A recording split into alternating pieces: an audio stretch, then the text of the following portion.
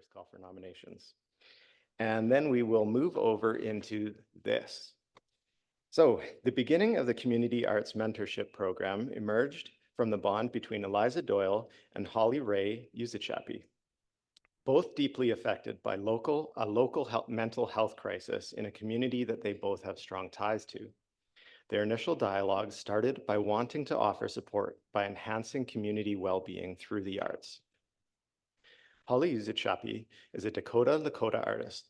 Holly started doing cultural arts at a young age, which is rooted in participating in powwow dancing and attending other cultural events on a regular basis. She has evolved into an independent natural materials artist and loves to facilitate cultural arts engagement opportunities to all audiences. On top of that, word on the street is, or the street is Calvin, that she's also a bit of a volleyball phenom. So if anyone wants to recruit her to their team, you know that now. Secondly, Eliza Doyle has been gracing stages around the world for the past 20 years with various bands playing banjo, guitar, dobro, and mandolin. She is a Juno International Award-winning artist who has toured Canada, the US, Europe, and the UK extensively. Currently, Eliza Doyle spends her time in the North and Nashville, between the North and Nashville rather, and is continually working on new music and the nonprofit and is inspiring those around her. So please join me in welcoming Holly Ray and Eliza.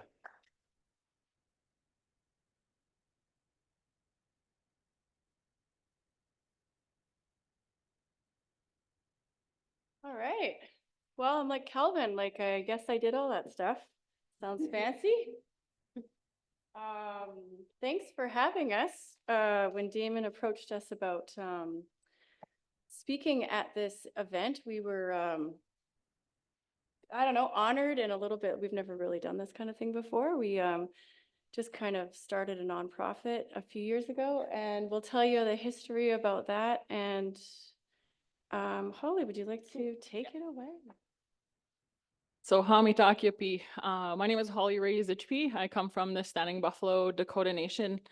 Like in my bio, I've been an artist, I want to say my whole life. Arts has been something that's been taught to me. I was telling my friend the other day, wow, it's pretty amazing that I got to witness my family, my mom, my grandma, my great grandma, all do cultural arts.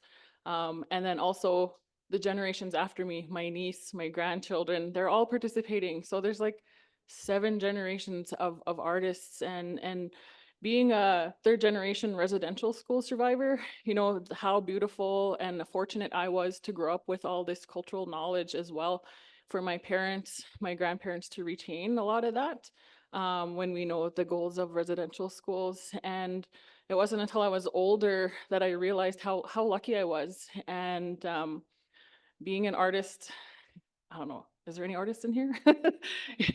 You know, we were all artists, and, you know, like, wow, I actually have a career in this, and I get to do passion work pretty much every day, and I couldn't have asked for anything more amazing. You know, my parents have always taught us to help, taught us to stop, you know, always try and always be willing to work. And those are the work ethics that I come from. And I'm really thankful for the way that I was raised.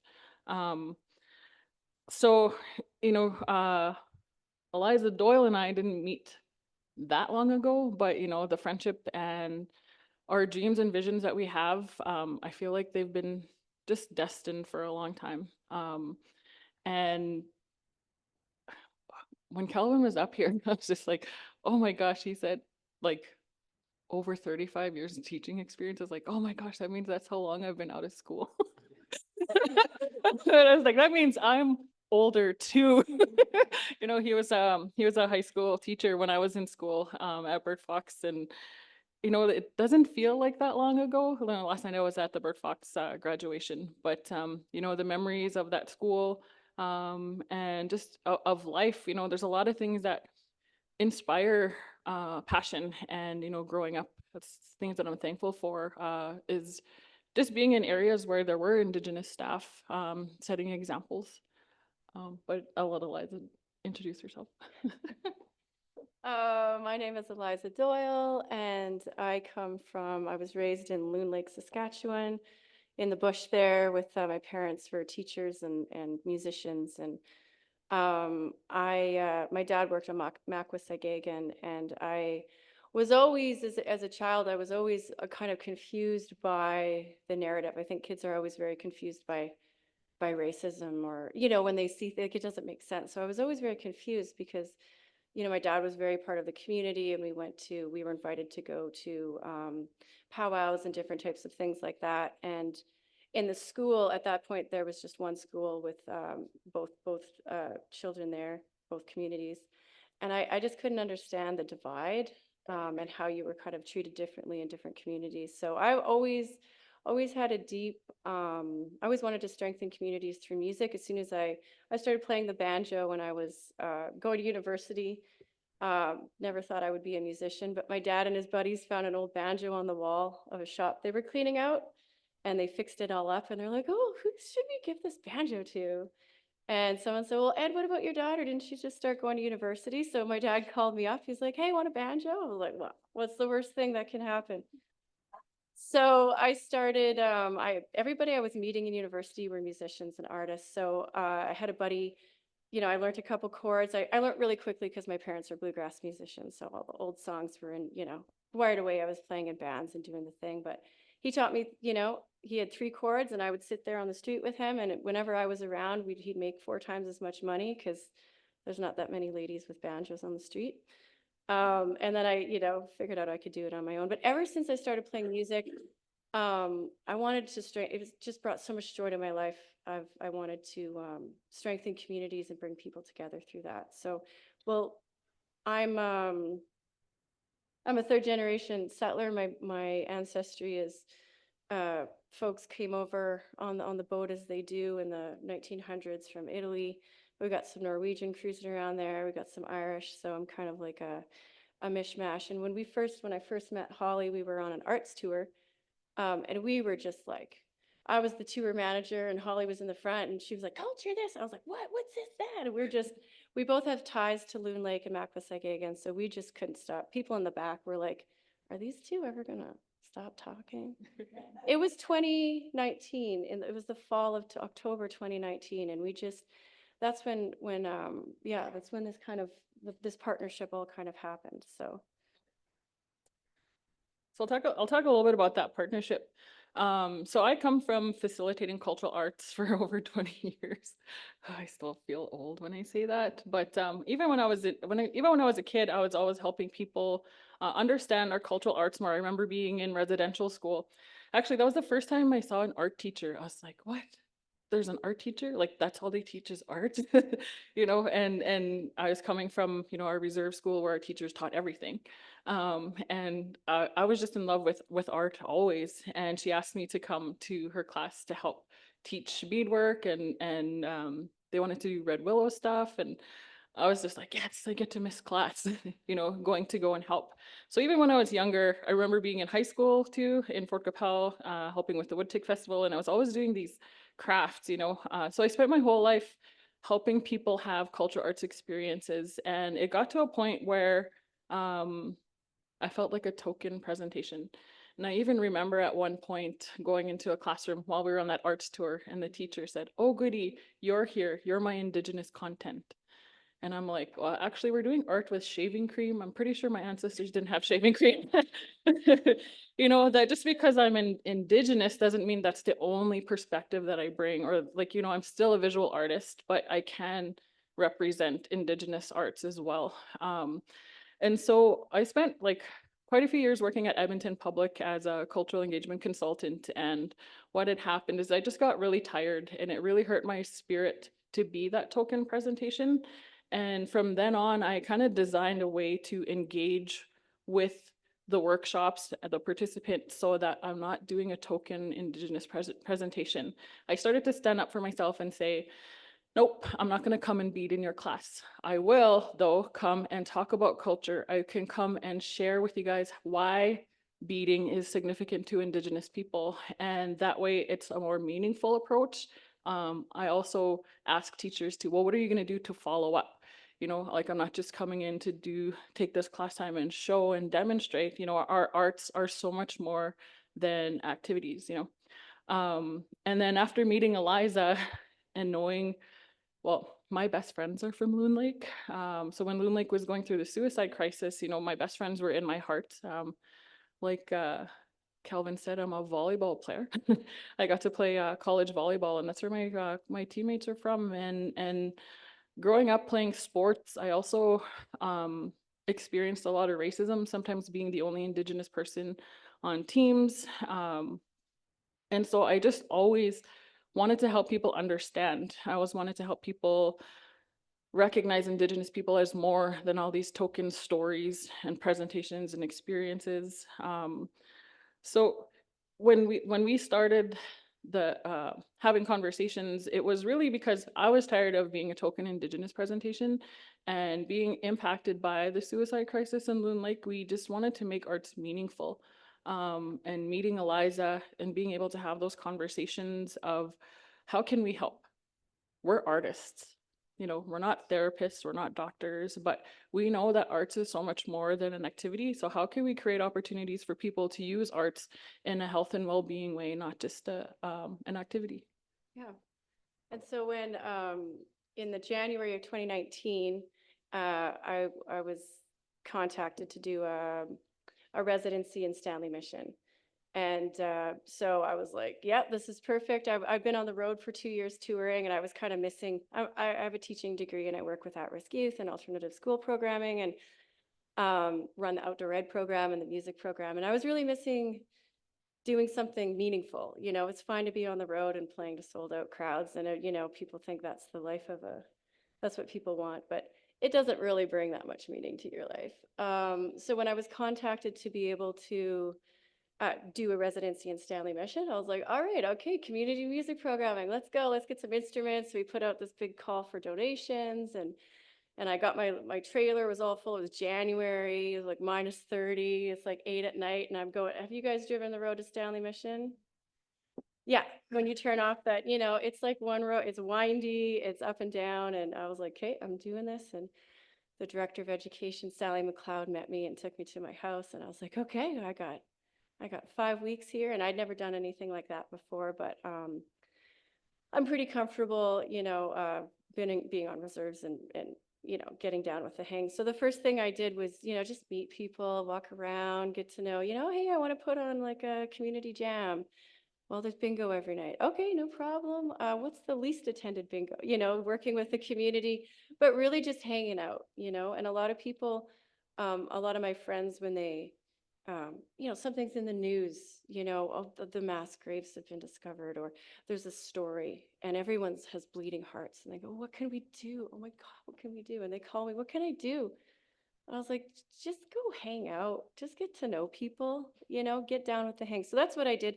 The program was so successful. 5 weeks, everyone was, you know, kids were involved and elders and people jamming, and it, you know, it was great. And they said, what now? And I was like, well, I don't know. I mean, I guess this is over. I spent a month or two here. I'm probably gonna go over there. And they're like, okay, cool. Like, you're leaving just like everyone else. This is, why did you even come? Kind of thing. And I was like, oh, I didn't really, I didn't know, you know, I didn't know that this was like, I was like, well, I don't stay anywhere for too long. And I mean, unless I marry into the community, you know, I'm like a single, I'm not going to live in Stanley Mission for the rest of my life yet, you know, maybe when I'm older. But so I was like, well, what can we do? What can I do to keep this going, you know? So then we looked at a residency, and at that point we were able to do 4 artists over the whole year. I guess that's changed now, so that's fine. We're just constantly trying to, but we were allowed to do four artists. So it able to like get people into a remote community and have them not burn out. Because I said I could stay and work here for a year, and I probably won't come back because it's hard. You're in an isolated remote community, you're away from your own home, you're not going to stay. So I said, this way, you know, and they said, yeah, keep bringing back the same people, you know. And of course, anybody you bring into a community gets welcomed with open arms, and they want to go back, you know. So yeah, so we started on, oh, switch the picture. This is the fiddle program we started because I said, well, what do you guys want? I said, let's do this consulting thing. And they said, well, we want the fiddle back. We want to bring the fiddle back. So luckily enough, we had Mitch Giroux, who's an awesome fiddle teacher. But there's not a lot of fiddle teachers that can go and work in remote communities. So we started this fiddle teacher mentorship program. But anyway, so I'm sending people up. My friends are going up and everything's all cruising along. And then my friend Eric calls me up. He said, I said, how's it going? He said, I'm having a hard time. I was like, well, what's going on? He's like, well, a student just disclosed to me that they want to self-harm and commit suicide. I'm not. And then, someone else just went to jail, and he's telling me all the stuff that happens in communities, which, I'm familiar with. I've worked, in different situations, but he's not. And I never even thought to go oh, I know I'm giving my friends vicarious trauma because they don't understand what goes on and necessarily the history. Some people have never set foot on a reserve before and they're scared and they don't know what to do. So anyways, that's what led to our next program that Holly's going to talk to you about. So bam. So one of my concerns as an Indigenous person growing up in Indigenous community is that story of how programs come in as a one-off, that they're one and done and they're gone, but they might have inspired something in people. And also going back to that token presentation that I was for who knows how many years, because I didn't realize it right away. But, that when people are creating a space for people to gather, they should be aware of trauma and they should also be aware of cultural appropriation, respectful representation, and things like that. So along with being able to prepare artists to go into community, we designed what we call our trauma and cultural sensitivity training, or TAC training. And that was designed so that we prepare our artists or our facilitators with a foundation of awareness about trauma and culture. And for me, helping people recognize that experiences like our artists did have in the community before we had our trauma and cultural sensitivity training, it was really important. So they were better prepared to go into community. They were better prepared to build meaningful relationships, but also for me, it helped our non-Indigenous people kind of understand the past as well, and to help people understand the impacts of residential schools, colonization, because in my own experience, that racist behavior and things like that, that's often been just kind of looked over and dismissed. But once our artists, and it was kind of neat because trauma and cultural sensitivity training turned into something more than we could imagine. Because like I said, it started as trying to prepare artists, but then people in general were interested. Has anybody come to TAC training? We have a couple hands. Yay! You guys are my best friends now. Just kidding. Can you move to the front? No. But it became a powerful opportunity for people. It's not meant to teach people this is what you need to because there's a lot of amazing programs out there to educate people on a more deeper level, like mental health first aid, safe talk, and things like that. But this was designed to give people a basic awareness of culture and a basic awareness of trauma. And it doesn't mean that all the communities we send people to have culture and trauma needs, but it's nice as people from society to have that background, to have that knowledge, because we're constantly creating spaces. When we invite people over to our home, we're creating a space. When we go to things like this, we're creating a space, and that space needs to be safe and aware for those people, because you don't know what people are showing up with. And we found that the tact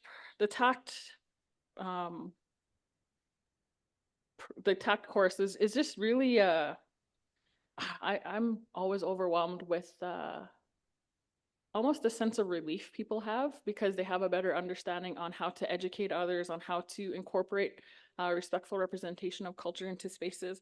So we have things like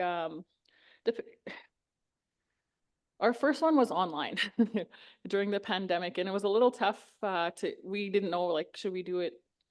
How many models do we have? Like two Yeah. 2 different models. So we did it a couple evenings a week for like 4 weeks. Yeah. And then we did it on a weekend. Yeah.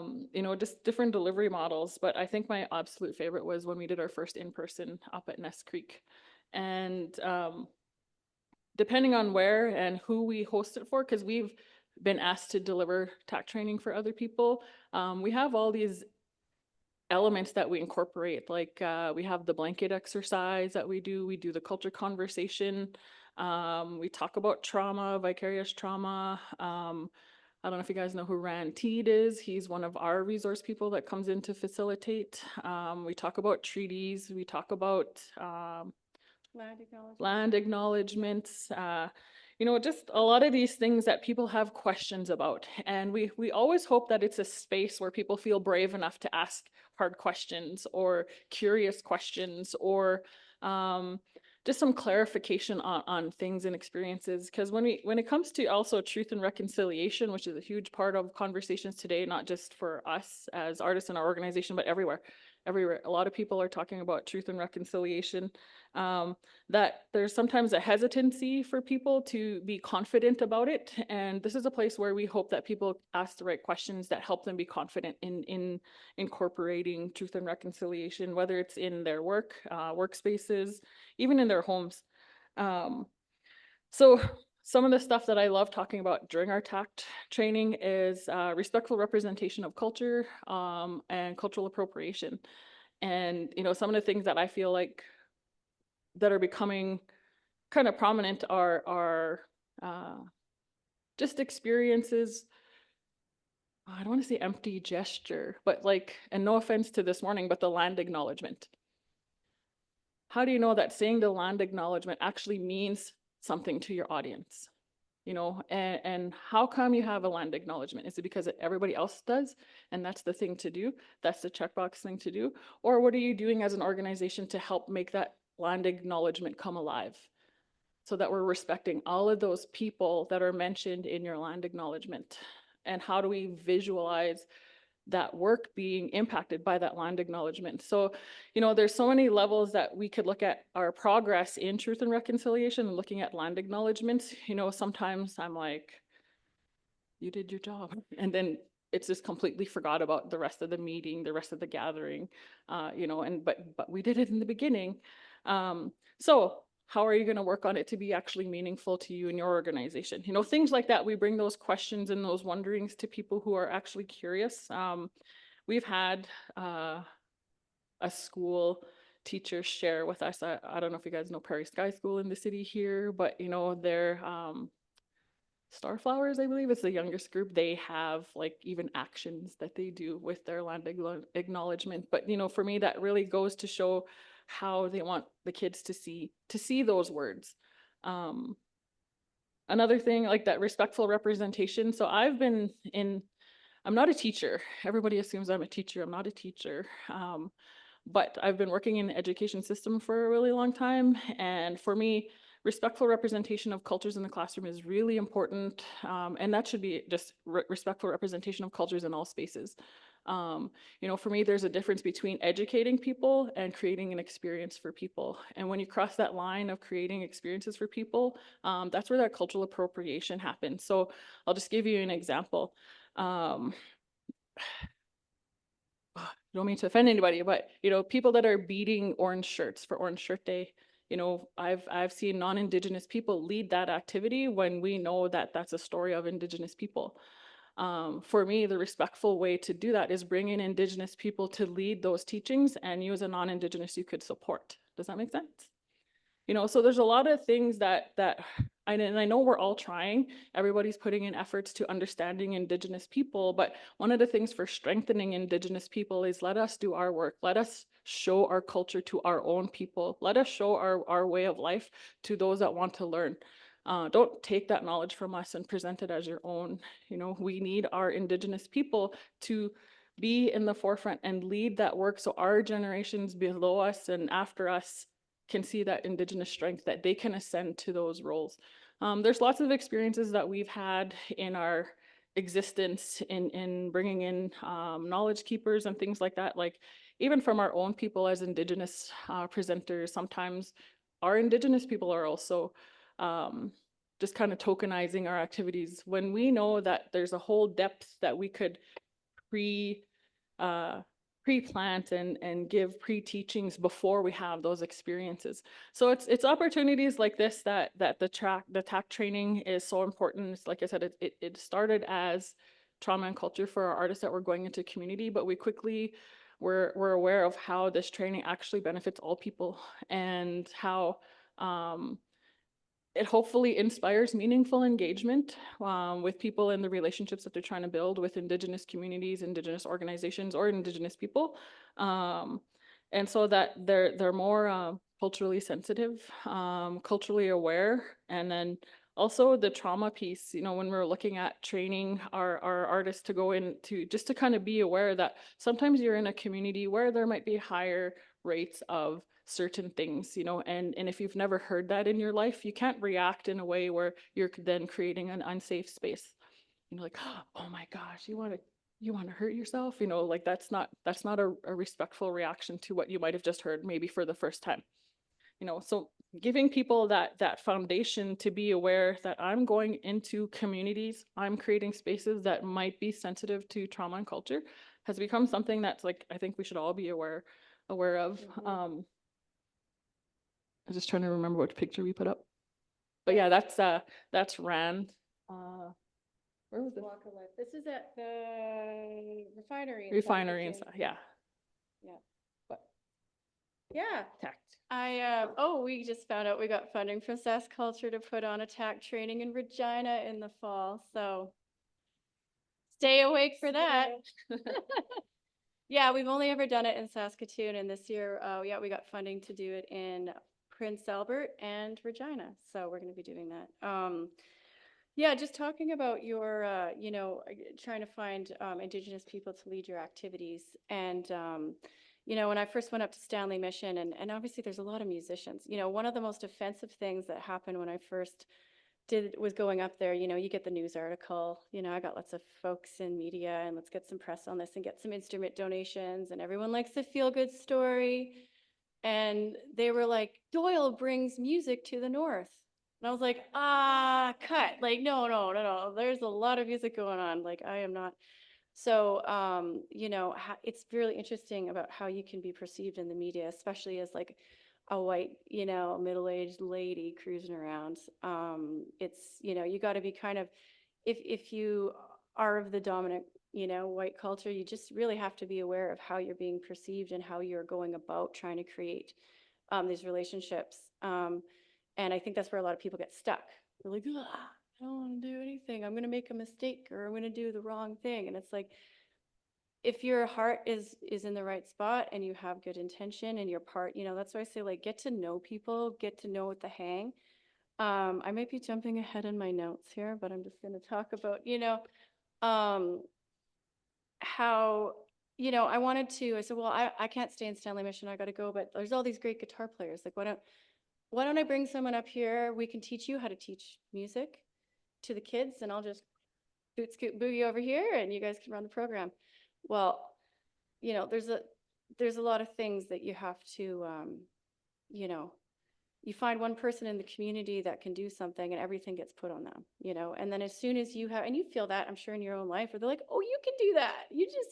And then you're like, you get scared, right? So what happened was, we had this great training course. We had all these 5 guitar players, and we set them up with the band is really supportive. So we had funding for the after school program. And then one didn't show up, and then he felt bad. And then I just didn't hear from them, because they felt so bad that they let me down, that it took years to rebuild that relationship. And I was like, why did I put all that responsibility on someone? You know, they don't. So now my approach is different. You know, I'm like, hey, want to come, like, help me out at this jam, you know, give you some money, local incentive, you can come feel it out. So working with people, getting the trust, and like, if you change your mind, if it's not for you, like, no big deal. Like, we have a lot of artists that we work with, and a lot of people that think that they can try to do this work and it's too hard, and they run. And I said, don't run away. Like, we can, you know, there's no judgment on your level of commitment or where you're at in your life or that kind of thing. So, yeah, I just wanted to mention that. And also just about community involvement. When I go into communities, really it's like you're you're going into somebody else's home, you know? So maybe in my home, you knock on the door and then maybe you take your shoes off and then I offer you a cup of tea and then you come in. But maybe in other places, the door's unlocked and they just come in and that's how you do things. So when you're working with the community, you really want to get to know the fabric of how they're working and not judge that. You know, you're kind of like fluid. You're kind of like, how are you, you know, what are we eating in the morning? Well, this is what we're doing. You know, like, oh my God, I can't believe you're feeding your child cookies. Yeah, that's what we're doing. We're feeding cookies in the morning. Everyone's hyper. No big deal. You know, you're not there to judge. You're there to hang out, you know, and hope. I mean, we want to have a positive impact through the arts. But I do think, like, when we first started designing the TAC training course, it was like, we're asking artists, like, this is, I think a lot of the communities, we want to use the arts to better the society. We want to use arts in underserved and remote and hurting populations because we know how much they can strengthen.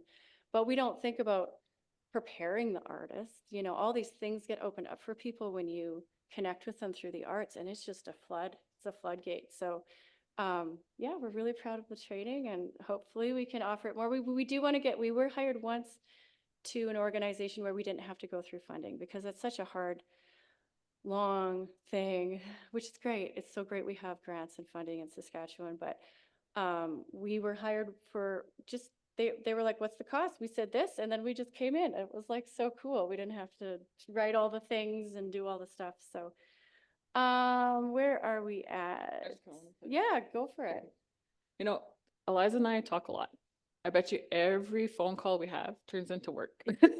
Oh, we should Like, I don't even know how many times a day, and like, oh, you know, but what about this? You know, we're always throwing out these like big visions, big ideas. But one of the things that, you know, I was really thankful to hear from her was, you know, like, she wasn't coming in as the white savior to an Indigenous community. You know, I was just like, you hung out and had something after bingo, you know, like, because that's really recognizing what's happening in the community and adapting to it rather than trying to come in as the boss and like, oh, this is what I have to do and this is what I have to deliver and I'm out of here, you know, like that's meaningful engagement. That's respecting what's going on in community and finding your place and knowing your place too.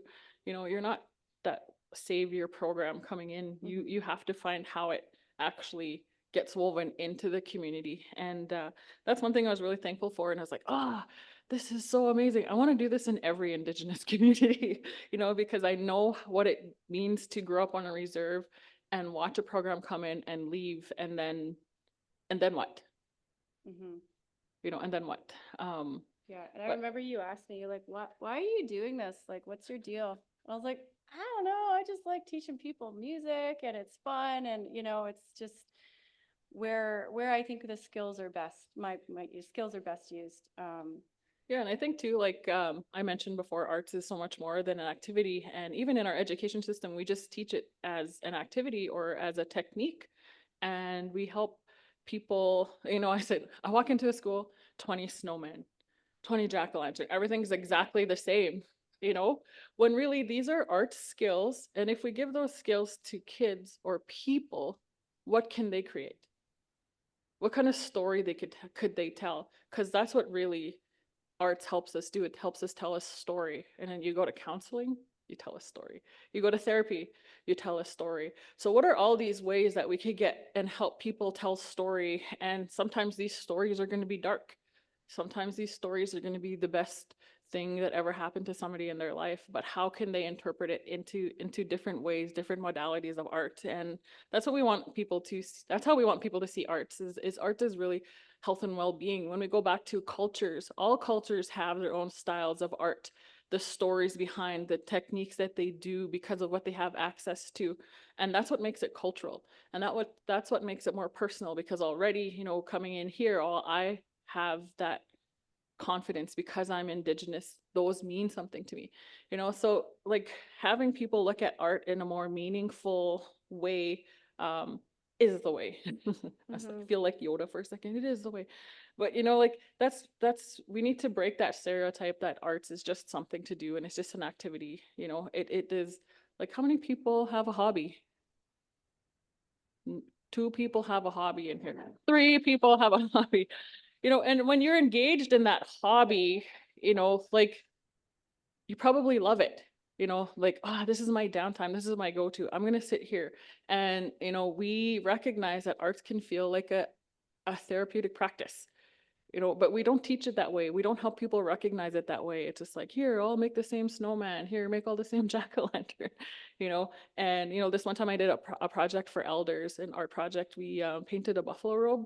And I kind of made it easy where I made these buffalo stamps and these elders could come and maybe give significance to color and things like that. But it broke my heart when, I'm gonna cry, when some of them came up and said, well, I'm not an artist. And to have gone through their whole life maybe thinking that, you know, when no, we're all artists.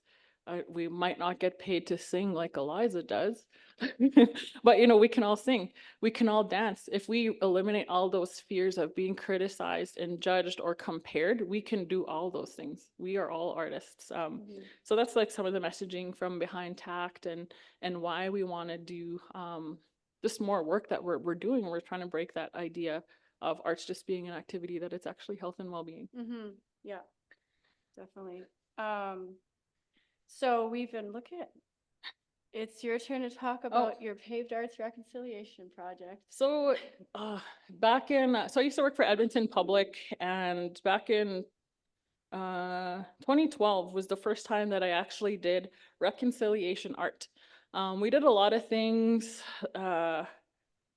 just trying to make do, because back then the truth and reconciliation calls to action just came out and people were like, well, what does this actually mean? What do we have to do?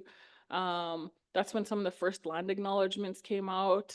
But for me as a cultural arts consultant, you know, like it was like, okay, how could we actually bring life to some of this work? So yeah, 2012 was the first time I did a truth and reconciliation art project. So every year I was the artist in residence for the junior high art project. We would have teachers nominate students from across Edmonton Public to come downtown to spend 4 days with me as an artist. And we did a lot of cultural art techniques. You know, they washed and dyed porcupine quills because I love our old arts. But then to be able to do storytelling and have that story be influenced by the truth and reconciliation calls to action.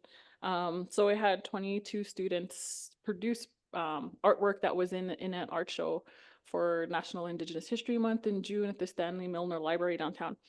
And for me, it was a very powerful experience because I had teachers actually feel like this is something that we could actually do. So a lot of times people are just waiting to be told what to do. Okay, implement this, here's this resource and use this. But because the kids were allowed to express themselves, they were allowed to use the techniques in their own way, you know, they were really engaged and involved. So that's a model of engagement that I do now for a lot of reconciliation art projects, is that we look at the history, we look at um, my culture conversation is something that I'm really proud of, and it's the foundation that I use so that we don't tokenize experiences. So when we go in to facilitate, and no offense to our Indigenous presenters and facilitators already, but what kind of a foundation are you giving people before you do a workshop?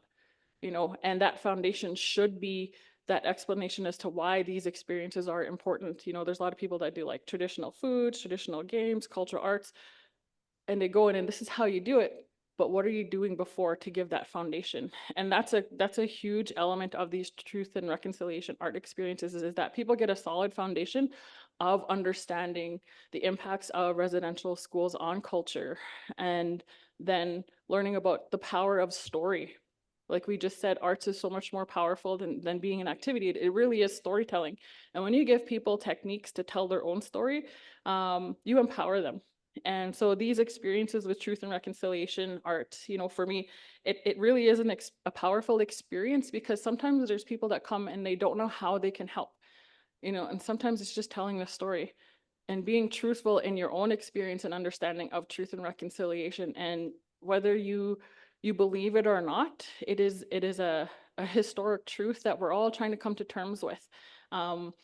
we were talking earlier on even how do we respond to things that, of course, adults, we know everything, right? And it's hard for us to lose and to be rejected, but sometimes we might have been doing something all this time, and it doesn't mean that it was wrong, but there might be a better way to do it. And it's accepting that better way, accepting that more respectful way of doing it. Doesn't mean, like I said, we didn't do anything wrong. It's we're all trying, we're all learning, we're all having these experiences that, well, we can maybe make it one step better. Well, maybe we're gonna make it 2 steps better, because now that we know, now that we see, truth and reconciliation there's not a prescription for it that, okay, this is the end result and we're gonna get there all together. There's a lot of things that we have to accept about our past, where we come from, where we live. And we're all at different levels of that. Even our Indigenous people are at different levels of it. There's a lot of people that are still angry with the history. There's a lot of people that are making moves to try to help this situation. So we share a lot of stories when we have these truth and reconciliation arts experiences. Just personally, one of my favorite ones was working with Belcarra School. I talk about Belcarra School a lot. For me, their model of Indigenous cultural engagement is so amazing because the teachers know their place. They're not there trying to lead all this Indigenous work. They're letting the Indigenous people come in and do the work, and they know how to recognize, to pull their curricular connections out of these experiences, which for me is something that really can't be taught, but people should be aware that, let the culture be its strength, let the culture happen. And then you as a teacher, you need to pull what you need from there. You can't try to come and take culture and make it fit into yours, because culture is beautiful and strong on its own. It actually doesn't require education methods to be learned. It's just an experience. So working at Belcarra School, it might have been 2019 too.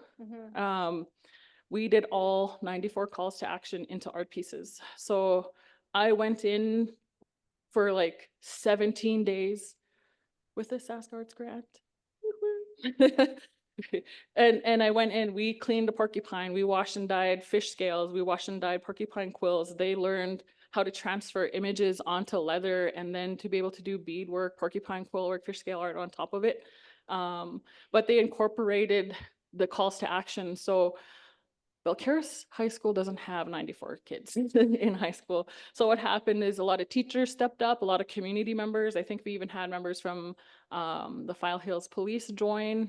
Some of their sister schools like Lumsden came in and they took on pieces. But when they did, it was amazing to watch Belcarra School kids facilitate what they learned to their peers. So we let them lead that experience.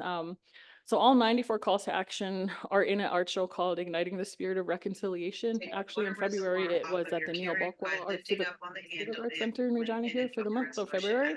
But last month we found out that that art show is getting a permanent home in the National Center for Truth and Reconciliation. So we're really excited about that. This will reset the internal computer of your cured But machine. one of the beautiful things that is happening is because it is a community art project or a Once your community carrier is piece. powered on, give your machine time to recognize I get that the emotional a water lot. reservoir isn't connected. But because that's what I Once know, light like starts it means a flashing, lot go when you can ahead incorporate the community. And Chief Marianne Daywalker had mentioned when we let her know the news on the show getting a permanent home, she was like, we're all gonna go. We're gonna have buses and we're gonna take all these people and we're gonna have ceremony so that we could deliver this in ceremony. And there was even talks of how maybe every year it's the grade 11's job to go and have ceremony with this art piece to keep that spirit alive. So incorporating that cultural significance and meaning, it wasn't us saying this is what you have to do. It was the community coming in to know, to say, this is how we strengthen it. This is how we take care of it. And those elders to come and remind us that yes, this isn't just something to look at and something we did. It's a living thing. Because even for me as the artist facilitating, I run into people, oh, you're Holly, you did this with my kid. My kid talks about this in university, like, and for me, it was recognizing that, yes, these are art techniques. Yes, truth and reconciliation is a story that we're all learning about and trying to understand. But when you can empower people to feel like they are also contributing to that story, that historic story, you're speaking to the spirit in them. We all know that they could write sentences and paragraphs and do essays and things like that, but what are we doing to actually impact the spirit of our people? And it's experiences like that that I'm so proud of, to watch, to witness, to change people that way, because when they feel like they don't know what they could contribute, I'm not saying art is the only answer, but they could take whatever's inside and bring it out. And we know that when we keep things inside, sometimes it's not healthy for it to sit and fester.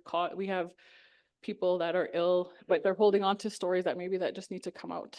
And going back to thinking about all these experiences that I've had ever since that first one, I have a 1-day truth and reconciliation art experience.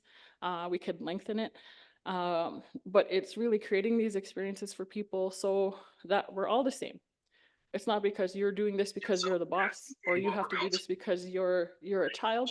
No, we are people, and we need this experience so that we are all better people. So yeah, this one is this picture is an art show that we did at Paved Arts in Saskatoon. This one was kind of fun because we did one segment on a weekend, and then we gave them, was it like 2 weeks? 2 weeks to actually go home with the skills and techniques, and they could work on it. Not that we assigned homework, but it was really up to them, like it's really up to you how much effort you're going to put in. We can't tell you have to do this much work. It's what are you going to do? And hopefully it reflects even your own sense of reconciliation effort. And then we brought everybody back to see kind of what they did, and it was an art show in Paved Arts in July. Yeah. And that's one of the things like I love about Holly is that it's not just, some people hear about the tact and they're like, oh, can you do like we have a staff meeting. Could you like a 1 hour tact thing? And we're like, this is a 16-hour. I mean, we have different levels, like the beginner course, just a gamut is 16 hours. So there's no, I mean, and you just like giving the significance and the meaning of, let's sit and chat. Like if you actually want to get this going, let's do it. And so, one of the things that Holly challenged me, so when we were doing the first tact training was just for artists, and it was online, I believe. Yeah, it was during COVID, and the idea was to challenge the artists in the group to make a piece or do something that represented their knowledge or learning what processing hard things, hard conversations through art. So what are you going to come up with? And we had people do paintings, someone made a rug, and Holly's like, what are you going to do? I was like, me? Oh, I don't, I'm just like the instructor. She's like, no, like, you ever thought about writing a song that's like not just about like heartbreak and love? I'm like, whoa, no, I haven't really. Like, I don't know. It's heartbreak is easy, hearts break all the time. And that's when I feel like writing. I don't really feel like writing when I'm happy, or I don't know. So anyways, and then this song popped out, and it's one of your favorite songs.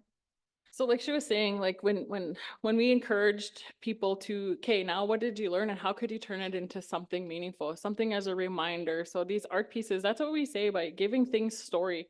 We could look at all these techniques of ways to express ourselves, but how can you also take that story of truth and reconciliation and kind of put it into an experience for others as well? And so I'll probably cry. I'm always crying. This song that Eliza wrote as a result of, tact and just, it just really is, I think a reflection of our relationship, but like also messaging behind looking at the impacts of colonization, but empowering people to make change. Yeah, she's like, you're gonna play the song, right? And I was like, what? Nah, I was like, I got a video, and I actually just lost my voice on Monday, so I'm kind of like more Janis Joplin-y than I usually am. But anyways, it's really cool. Sometimes they play really big shows, and it's awesome. Holly's one of my biggest fans. It's awesome. She comes to see my show, and I'm like, this song goes out to Holly. She's like, you're gonna play the song, right? I was like, because I'm a high energy banjo player, I was like doing that, but this is kind of a slower song. So this is the chorus, I thought maybe we could like sing it together. I'll sing it once and then I'll sing the verses, but if you feel so inclined, no pressure, but it's like. You understand. I've always been a rich man. I've seen your cities and they ain't grand. Just leave me out on the land. Just leave me out on the land. Just leave me out on the land. Where I can be a free man. That's a chorus. I usually don't start with a chorus, but I just wanted, to give you guys a little more about the few. Anyways, first one. Never really the right way. Had the lyrics ready to say. I don't know if I should stay. Find my way back to the old days. Used to think the world was ours, with a future brighter than the stars. It's got me filling up with rage, wondering if it'll change.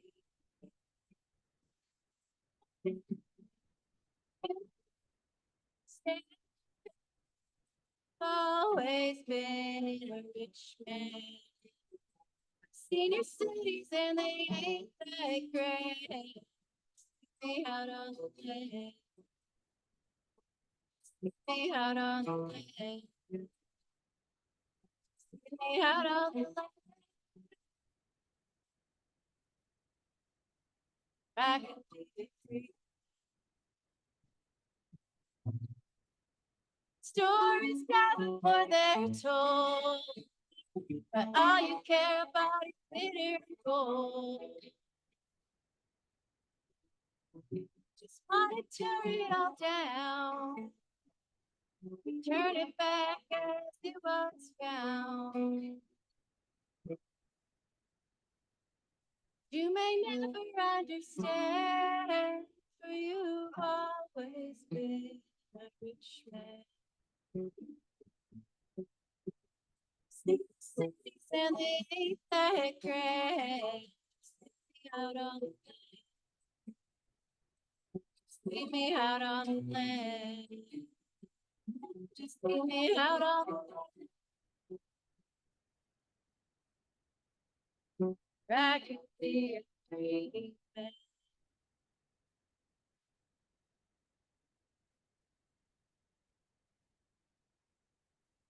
And the crowd goes wild. This is the video, but I sang it, so you can check that out on YouTube if you want.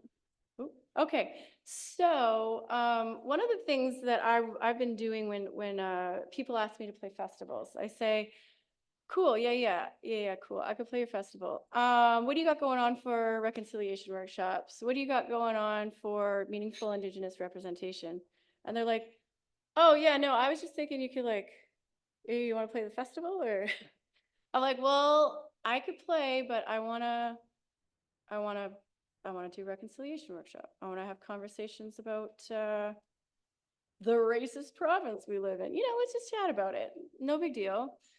And obviously people are a little bit like, oh no, we got a storyteller. We got an Indigenous storyteller come in. We hired a young Native kid to sing. We're good. Like we got it, and I'm like, this is, and so the challenging of trying to get these kinds of conversations into space and just chat, and like Holly was saying, when we finally sit down, everyone's just like so relieved that we can just make mistakes and ask questions and fumble. A lot of the things that we do with programming, this is one of our youth camps. So we don't do, like we mentioned before, we don't do one-offs. So a lot of people, because we've seen the harms that it does. We've seen the mistrust. Like it took a while for people to trust me. Well, it takes a while for people to trust me when I go into community, which is good. People should have, you should have a healthy awareness of people, and strangers or what have you. But once you impact people and once you gain their trust, it's just so rude to just leave. Like imagine having a great conversation with a friend and you just gave them all this thing and they're like, cool, like, will I see you again? You're like, nope, bye. And it's like, well, what? why did I even waste my time, coming here? And so it's really important that we people do contact us about doing, kind of things like that. And the way that our programming, we weren't even meaning to have a nonprofit. It just kind of started, like we just started doing projects and I'm writing grants under my own name. And I'm like, oh, now I'm getting taxed for things. And someone's like, why don't you guys just start a nonprofit? I'm like, I don't know. That sounds a little much. They're like, no, you just, do you know how to run a board? I'm like, well, I've been on one before. They're like, yeah, just go for it. Just register you. And we had such a great name. I mean, Community Arts Mentorship Program, CAM. That's an acronym, how could you not?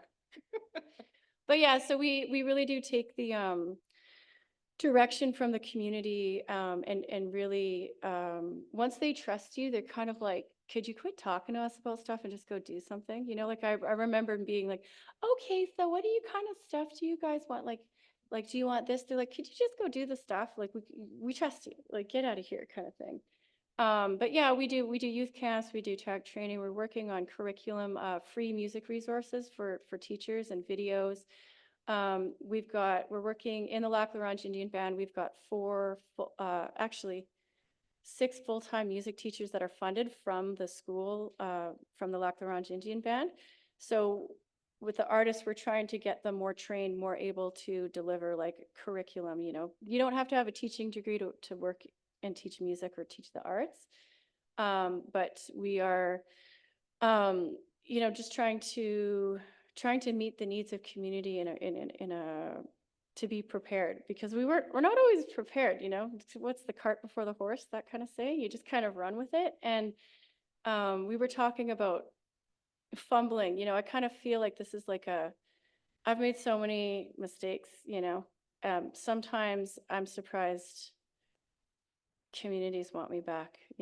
I mean, not to be dramatic, but like, we took a bunch of girls down to Saskatchewan for a girls' rock camp, and I had an elder and a director of education. It wasn't just it's like, let's just do this together. They thought it was great. We went down to Saskatoon, and after about 3 days, these young kids were just puddles of emotional distress, really. They haven't been, like, the love that they were showed. There was self-harm, there were attempts, and I was just like, oh my God. Like, and you go in and you think you're doing this great work, and then you send people back home, and you're opening up this whole big can of worms, and you can't, like, this is a big, thing. And I was like, I've ruined people's lives. This is horrible. But it wasn't, I kept going back, and I'm in touch with everybody.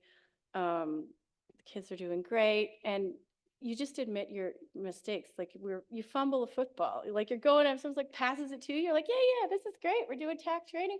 And then something happens at TAC training that throws the whole thing off. And you're like, oh, we just messed that up.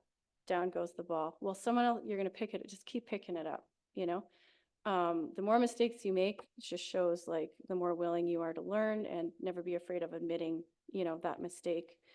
One of the things, and we're trying to get into, actually, we just started working with Kilburn Hall, youth incarceration, mental health units. So we're really just trying to expand arts mentorship into like all capacities. Now that we got our first grant for core funding, we feel like we're growing up over here.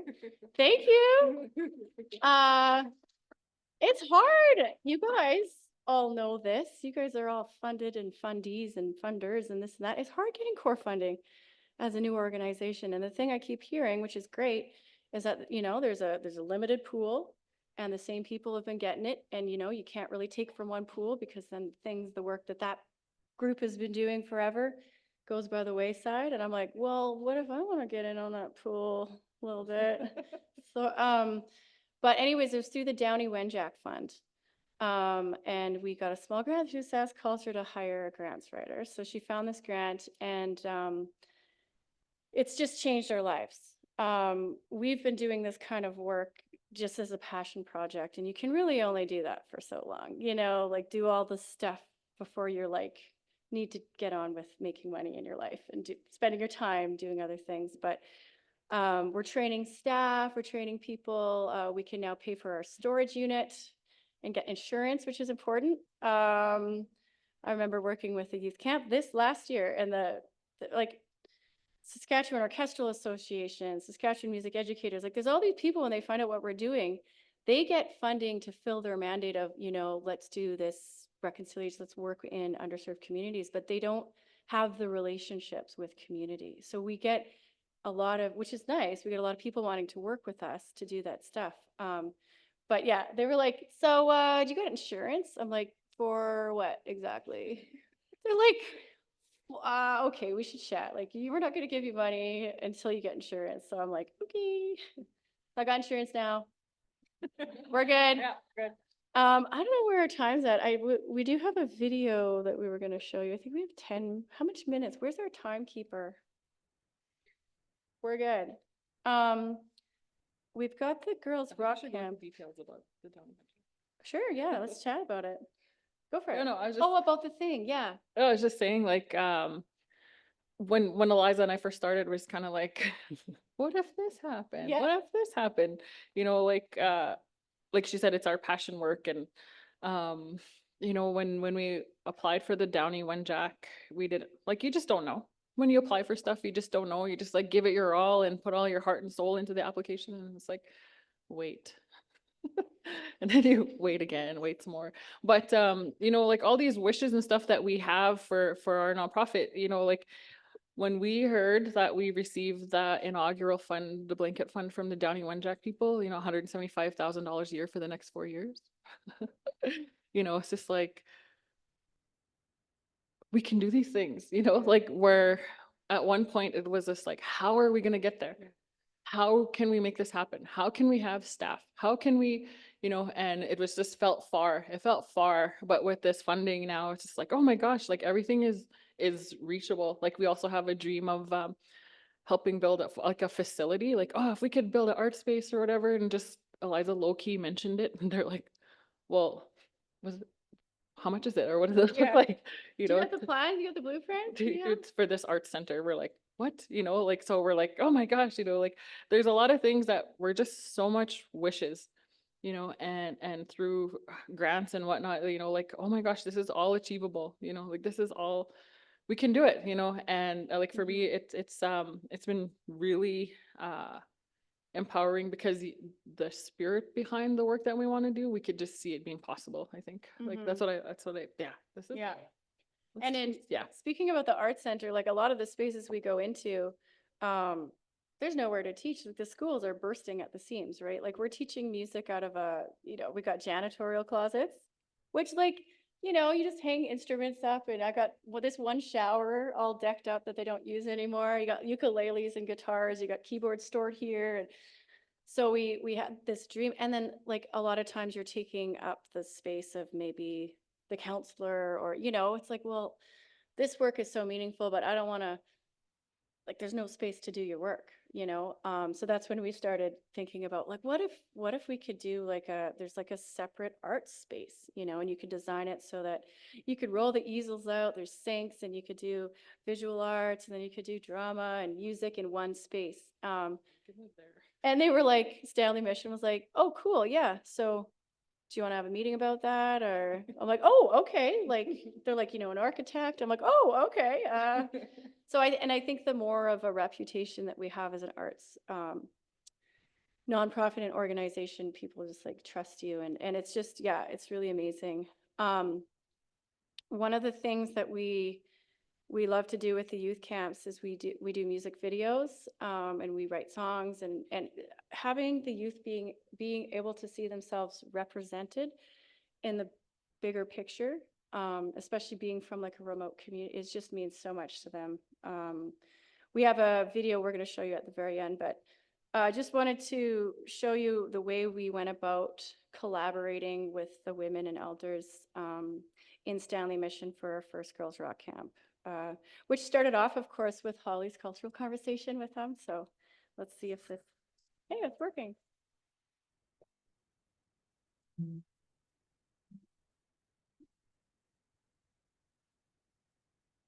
We have kids coming in. We got our t-shirts tie-dyed. We're going to reveal our band groups today. We're going to do our first workshop today with the elders and the women. It's just jump in. It's starting to roll. It's so nice to just be among them when they're just exploring.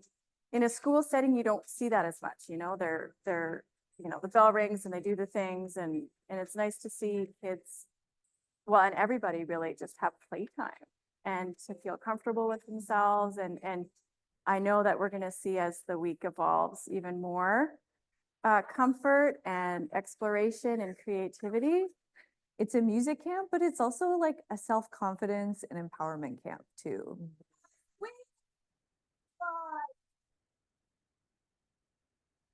They're really, really proud to have people from Saskatoon and Regina and different places in the province. They're really excited to show off their community to them.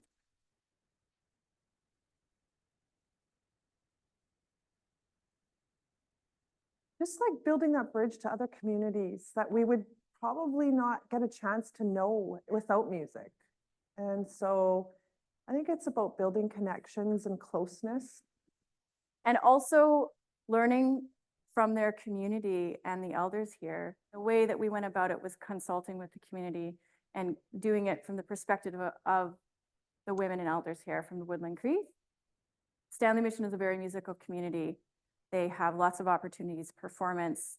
They're really supportive of everything I'm doing, and they want music in their community. So I'm excited about these girls writing songs and forming their band and knowing how that goes, and then going to the local radio station and performing their song, and just being able to walk with pride and say, you know, I'm in a band and this is what I play, and having them open for some of the local bands here. I'm really hoping that they get that sense of pride of where they come from, which a lot of them already do have. And then when they do leave, or if they do go, they can say, come here, I'm proud of who I am and where I'm from. Yeah. I hope that this music camp can be in any community that would like to empower their youth. There's so much positive energy going on, and that exchange, oh, my heart. The old logo, you got a new one now. I wish that there could be other girls rock band that's happening here on the ranch or something. So like a lot of kids could start learning how to play music. What if you guys stay in a band forever? That would be cool. Be like rocking. Be rocking our hearts out. So cute. Oh my gosh. Oh, okay. So that was the first Girls Rock Camp in 2020. So we're just gonna finish up here and maybe have time for some questions, but we want to make sure that we touch on the mentorship aspect and how we go about it. I guess Holly's going to speak to that. Yeah, so going back to being, having people come into our communities and be a one-off and bounce, bye. Like we talk about well, it's in our name, Community Arts Mentorship Program. Mm-hmm. Mentorship is a huge element of what we want to achieve, what we want to do in our communities. And there's a lot of skill and talent in communities already. So how could we help people become confident to help share their talent with others? We also want people to recognize that you can't just walk in and tell people what to do. You have to mentor them. You have to help them be brave, help them to learn how to navigate confidently through things. And the mentorship part of our plans, I guess, are that when we build a relationship with a community, we don't plan on leaving them. No matter how amazing they get at doing their own programming, their own arts-based programming, that we will always be somebody that they can access, somebody that they could reach out to. And, if it's an element that we don't know about, we're going to find out together. We're going to also be brave and acknowledge maybe we don't know this, but we're going to find a way. So, we have so many plans of, like, for example, so hopefully it works out, but like doing a train the trainer, helping talent that's already in the community learn about facilitating, learn about being an instructor, and then helping their own people, because they're in the community, that they could have a role in their community to support people. We want to give skills to people instead of we like, oh, that's your job, this is what you do, this is my job, this is what I do. No, we could do a lot of great things together if we let go of that idea of we're just our jobs. We're actually community members. We are people of our own society that, we can always just help. It doesn't matter who we are, but we can always help. And all those skills that we need to help one another is things that we would hope that we could transfer and inspire in people. So mentorship, being able to help people have an experience. Do you like this? maybe you don't, maybe you do. But now that you love it, how can we support you in being the best at it, being the face of it for your community, and to be in a relationship in your own community where that they can trust you, that they can call on you to fill that role, to fill that job. So, there's so many relationships that we have, and I'm thankful for, because almost every community, every organization that we work with, they're all a little different, and it makes us adapt and change to fill the needs of those relationships. And, we just finished an arts tour that we did in the north. We went, we partnered with Lac La Range, Child and Family Services, and we went did arts exploration. And, knowing that we were funded through prevention, that money has an intent and a purpose. And so that we could bring our people to respect and honor those intentions behind that funding, but also still create experiences for people that we love the arts. One of my favorite moments of that was watching this little girl not want to give up the ukulele. Oh. I was like, if I had more ukuleles, like you could just have it, but I only have 10. And they said there'd be about, Eliza made her cry. I did. They said there'd be about 30 people at each, we went to the 6 different communities in the area, and they said, oh, there's probably going to be about 25, 30 people. There was like 75. So we split everybody up. I had like 20 people at my music thing. I'm like, ukulele, shaker. All right. This is like, but one of the things with that relationship is it wasn't just do an art, it was like, okay, you want to do this thing. How are we going to really develop this in a meaningful way? This is step 1. I don't know what step 2 is going to look like, but if you're not open to a step 2, or if you aren't going to support us in finding funding for step 2, we're not just going to come in and meet your community and then leave. Like, when I was in Stanley Mission, this elder, he doesn't speak much, but he came up and he found out I was leaving, leaving obviously. And he's like, I hear you're going. I was like, well, yeah, I'll come back maybe or whatever. And he said, that girl who was standing up there singing at the open stage last night, she tried to kill herself last week. And now she's up there and singing, and you're going to leave? And I was like, whoa. And he's just like, mic drop. And he walked away. And I was like, he doesn't, like, it was just so. And then I was like, well, and that's how everything started. And then we met Holly, and we just really feel so passionate about having sustainable programming, mentoring community. And of course we have models of engagement we have all these plans, like to make all the camps and all the programming we do so that any community could pick it up and do it. If you want to do a mentorship program in your community, do this and that. But because we want to do it all over. There's 70 communities in Saskatchewan, but we are in 8 right now, and that's where we're going to stay until we can make sure they're strengthened, make sure programming's up and going. And we have a music teacher in Stanley Mission now.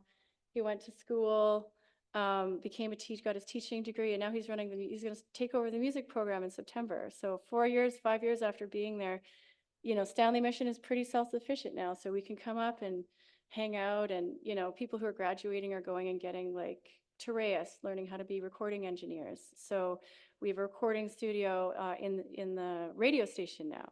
So that community is doing pretty good. So we'll we can cruise and Hall Lake and Sucker, go there, but we won't spread ourselves too thin, because I think when you do that, if you try to do too much everywhere, you're just kind of, throwing water to the wind. But yeah, I think I'm excited too, because the mentorship people, we want to find the skills and the talent and help people be brave and, inspire arts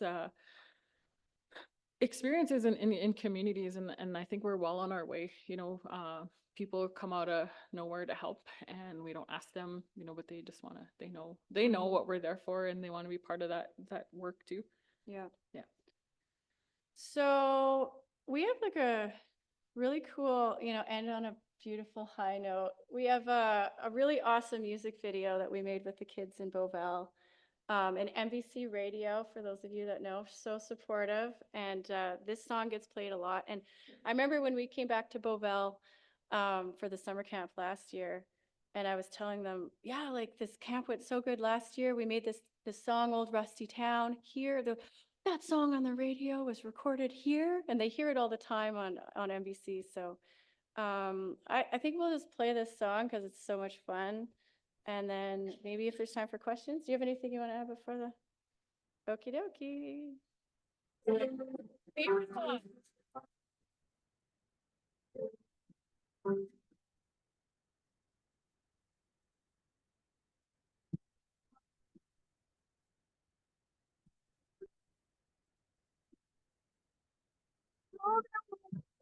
And smell the sage.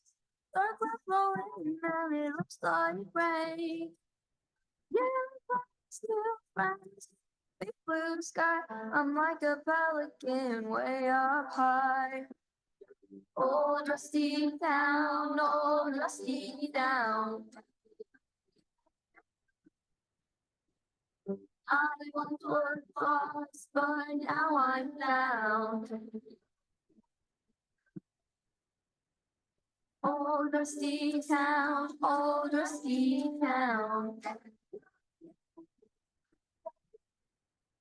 I once was lost, but now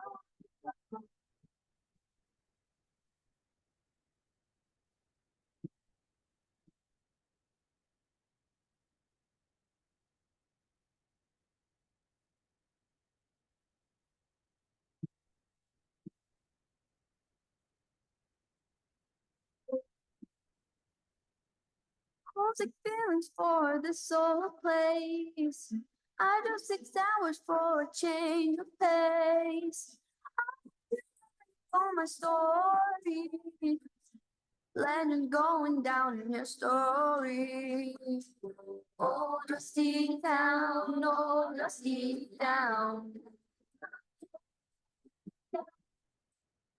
I once was lost, but now I'm found. Old rusty town, old rusty town. I once was lost, but now.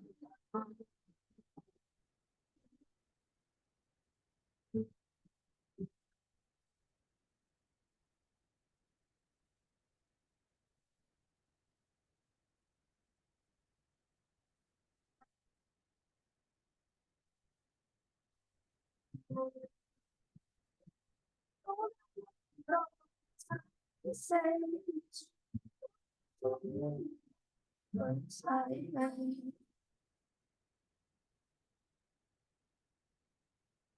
Oh, man.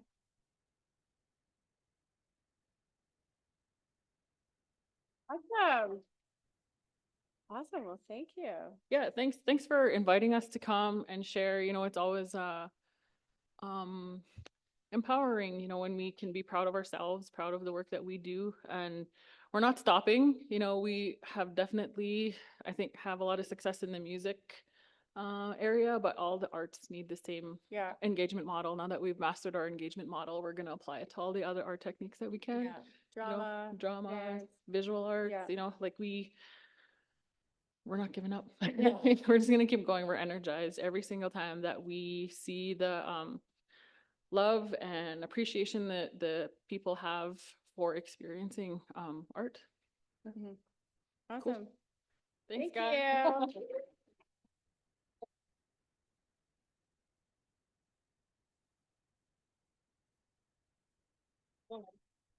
Oh, James. Are we- is yeah. coming. James. Right on. I'm not going to sing for you because even when I don't have a cold, I do not sound like Janis Joplin. Is this your phone? Oh, yeah. No. We do have a few minutes for questions if anyone has any for Eliza and Holly. Or they've just had such a comprehensive presentation. After lunch and after Okay. lunch, so you guys, you can shoulder tap us or, where we are now, send us an email. Oh, there's a question.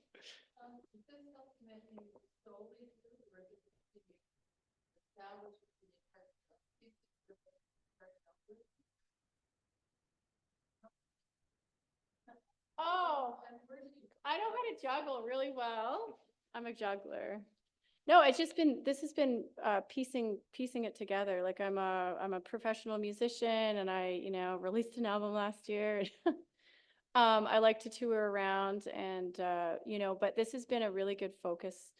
I've been teaching contracts. Now that we have, like, the Lac La Ronge Indian Band has teaching contracts, I can go for 2 months and teach up in Stanley Mission and you know, and then pursue the arts. And now that we have some funding for administration, which is amazing, I can focus more on it, because up until this point, it was like, be writing grants at midnight or that kind of thing. But I know for Holly, it's something that Yeah. you do. Yeah, for me, like So- I do a lot of contract work as well. But like I said, every phone call with Eliza turns into work anyways. But you know, like I don't know if our dreams are one day to do this full time, but I like the flexibility that we have in it. Mhm. You know, with the funding we received, we also hired a managing director, you Yeah, know. So it's kind of nice to know that people that are working with us, working by us, working for us, they know our goals and like it's not just us two anymore. You Yeah. know, it's growing and people love what we're doing. And in the beginning, you know, Eliza's friends with all their talents, you know, like we're offering help, and like I said, everybody was volunteering, basically offering time. But now that we have some funding, we have some staff, and it's nice. It really is nice to yeah. not worry about some of the stuff that might have worried us before. Like, how are we gonna have money for insurance, you know? But also, when we got the grant, which, you know, 175,000, when you first hear it, it's like, what? Proof, amazing. But after you like actually just pay staff and pay your storage unit, it's like, oh, we still need project grants all over the place. Like, we actually have no money for projects. I mean, we can get grant, you know, that kind of thing, but we kind of discussed, like, they're like, oh, well, do you want to be the executive director, you know, as you would, and that's like full time. And I thought, you know, life's too short to work too hard, you know? So, but what we do is we have a shared leadership model. So LJ Tyson, I don't know if you know him, but we have, we're co. So instead of having an executive director, we have two managing directors. So LJ and myself are both touring musicians. So we both can work part-time. When he's on the road, I can do more full-time. When I'm on the road, he can do more full-time. And I think that also prevents burnout, because when everything is always on one person, and then what, you have an executive director for a couple of years who doesn't stick around, and then you got to like so my hope is that I can do this for a long time, that we can do this for a long time, and yeah, make it sustainable. I think too, like one of the things we hope is that like you guys will, oh, they're community arts mentorship artists. So you'll know that they come with a strong foundation in understanding these goals that we're trying to hit and our mission and what we want to do.